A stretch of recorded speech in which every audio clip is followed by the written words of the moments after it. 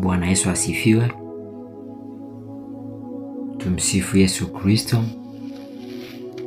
Nina washukuru nyote wasikilizaji wetu mnaotufuatilia kutoka sehemu mbalimbali. Tuna kila sababu ya kumshukuru Mungu tena asubuhi ya leo, na kiukweli tukizihesabu baraka za Bwana namna zilivyo nyingi zisivyohesabika, zote zinatupeleka kumshukuru Mungu wetu kwa ajili ya wema aliyotutendea. Asubuhi ya leo niwakaribishe tunapoenda kwa ajili ya kumshukuru Mungu kwa wema na ulinzi wake kwa njia ya ibada ya maombi. Kwa kesha la asubuhi tuombe. Mtakatifu, mtakatifu, mtakatifu, Mungu mkuu mwenye enzi na mamlaka, tuna kila sababu ya kusema asante. Asubuhi hii tumeiona tena. Imekuwa zawadi ya pekee kwetu kwa sababu wengi walitamani kuiona lakini hawajaiona. Sisi si kitu, si chochote machoni pako, na kama Mungu ungehesabu uovu wetu tusingeweza kusimama. Ni kwa rehema yako tu, ni kwa upendo wako tu na upendeleo mwingi, jina lako litukuzwe. Tunanyenyekea kwako, tusamehe dhambi na makosa tuliyotenda, kuwaza, kunena, katika ndoto na kwa namna yote. Tunapokuja kujifunza, uwe nasi kwa Roho Mtakatifu, tufundishe kwa jina la Yesu. Amen. Leo ikiwa ni Oktoba 7, somo linasema kanisa kuzaa kanisa. Kanisa kuzaa kanisa. Fungu linatoka Isaya 55 fungu la 6 linasema, mtafuteni Bwana maadamu anapatikana, mwiteni maadamu yu karibu. Mwandishi anaanza kwa kusema, washiriki wa kanisa wanapaswa kuondoka na kuangaza katikati ya giza la ulimwengu la kimaadili. Tukiwa tumeunganisha na yeye aliye nuru ya ulimwengu, tutawaangazia wengine nuru. Tukiwa washirika wa neema nyingi ya Mwokozi, tutakuwa baraka kwa wale wanaotuzunguka. Wengi wanaokiri kuwa wafuasi wa Yesu wanatafuta kuwa wa kwanza, ndio maana hawezi kuwaamini. Laiti wangekuwa wanyenyekevu, wakihiari kufundishwa naye, wangekuwa nguvu katika kuonesha ulimwengu mvuto wa ukweli katika tabia ya mwanadamu. Wale wanaotenda kazi katika njia ya Yesu, kama wasitake kujitukuza nafsi, wataonyesha kufanya kazi daima na maendeleo thabiti katika shughuli za utume. Hawataridhika mpaka pale kanisa litakapozaa kanisa lingine. Mungu anatarajia wale walio katika utumishi wake waipiganie kwa bidii ile imani iliyotolewa mara moja tu kwa watakatifu. Kazi yetu ya haraka ya mission inapaswa kufanywa kwa wingi zaidi kuliko ilivyokuwa zamani. Eneo zaidi linapaswa kuunganishwa. Kiwango cha ukweli kinapaswa kupandwa katika maeneo mapya. Makanisa yanapaswa kuanzishwa, yote yanapaswa kufanywa ili kutimiza utume.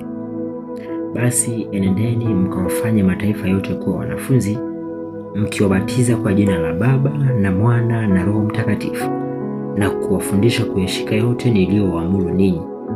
Na tazama, mimi nipo pamoja nanyi siku zote hata ukamilifu wa dahari. Uhai wa kanisa unategemea mvuto ambao washiriki wanauonesha kwa wale walioko nje ya zizi. Hebu kanisa la Mungu nalikumbuke kwamba Yesu alijitoa maisha yake kuwa kafara ili kuiokoa dunia mbali na uharibifu. Alikuwa maskini kwa ajili yetu ili kwamba sisi kupitia umaskini wake tuweze kupata kumiliki utajiri wa milele. Je, wale ambao Mungu amewabariki kwa ujuzi wa ukweli watapungua katika kutekeleza mipango yao? Hebu na wainuke katika utambuzi wa majukumu yao mengi, wakikatilia mbali kila uguzi wa ubinafsi, ili kwamba Bwana awamwagie juu yao Roho wake Mtakatifu. Hebu na wamtafute Bwana maadamu bado anapatikana, na wamwite yeye maadamu yu karibu. Hawana sababu yoyote ya kuwafanya kukosa imani na kuwa walalamishi. Hebu na wakomeshe kutafuta makosa kote na kunung'unika, na wavutie roho ya kushukuru kwa ajili ya rehema na baraka zilizopita. Hebu na wamsifu Bwana kwa kushukuru, kwa shukrani ya kweli kwa ajili ya nuru ya neno lake inayoangaza njiani mwao, ili ipokelewe katika moyo na akili na kuakisiwa kwa wale walio gizani. Kwa namna hiyo wataandaliwa kufanya kazi kwa sifa na utukufu wa Yesu, na kuandika katika mabango yao hao wazishikao amri za Mungu na imani ya Yesu, kwa mujibu wa Ufunuo 14 na ile fungu la 12. kanisa kuzaa kanisa. Mwandishi katika siku ya leo anatupatia wito katika somo la leo, namna ambavyo Bwana aliliacha kanisa ulimwenguni akiwa ameliachia agizo la watu kuenenda kuwafanya wengine kuwa wanafunzi, kuwaandaa.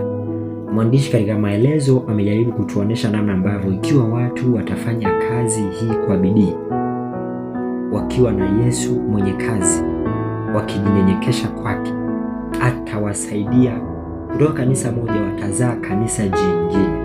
Kwa namna hiyo, kumbe msikilizaji na unayetufuatilia, ni kwamba taswira tunazoziona katika makanisa leo, kuna makanisa tupo watu wachache, na kuna wakati tunasema sisi tumefanya kazi yetu, imebaki kazi ya Roho Mtakatifu na hivi.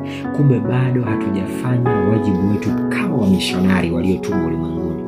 Ikiwa tutafanya kazi pamoja na Yesu, ikiwa tutakubali kutumiwa na Yesu, makanisa yetu yatakuwa na taswira kubwa, yatajaa, si tu wingi katika namba, lakini pia tutaona uongezeko au ukuaji wa kiroho kwa mshiriki mmoja mmoja, kwa sababu kanisa lote litakuwa limenuia kufanya kazi ya Mungu. Wito huu tuliopewa asubuhi ya leo ni wetu kila mmoja wetu. Nendeni mkawafanye mataifa kuwa wanafunzi, mkiwabatiza, mkiwafundisha kuyashika yote niliyowaamuru ninyi.